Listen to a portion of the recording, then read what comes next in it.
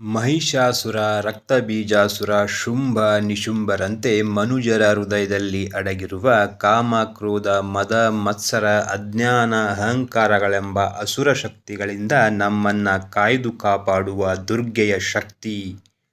ಧರ್ಮಸಹಿತ ಸಂಪತ್ತು, ದಯೆ, ಪ್ರೀತಿ, ಆನಂದವೆಂಬ ಆಂತರಿಕ ಐಶ್ವರ್ಯವನ್ನು ಕರುಣಿಸುವ ಮಹಾಲಕ್ಷ್ಮಿಯ ಕೃಪೆ. ಅಜ್ಞಾನದ ಕತ್ತಲೆಯನ್ನು ಕರಗಿಸಿ ಜ್ಞಾನದ ದೀಪ ಬೆಳಗಿಸಿ ಈ ಜನ್ಮದ ಸಾರ್ಥಕತೆಯ ದಾರಿಯನ್ನು ತೋರಿಸುವ ಸರಸ್ವತಿಯ ಅನುಗ್ರಹ.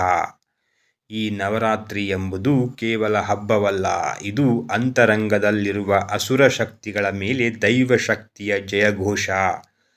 ಇದು ಮನಸ್ಸಿನ ಅಂಧಕಾರದ ಮೇಲೆ ಜ್ಞಾನದ ಬೆಳಕಿನ ವಿಜಯೋತ್ಸವ. ಇದು ಮಾನವ ಜೀವನವನ್ನು ಶಾಂತಿ, ಪ್ರೀತಿ, ಜ್ಞಾನ ಮತ್ತು ಆನಂದದ ಮಂದಿರವನ್ನಾಗಿಸುವ ಪವಿತ್ರ ಯಾತ್ರೆ.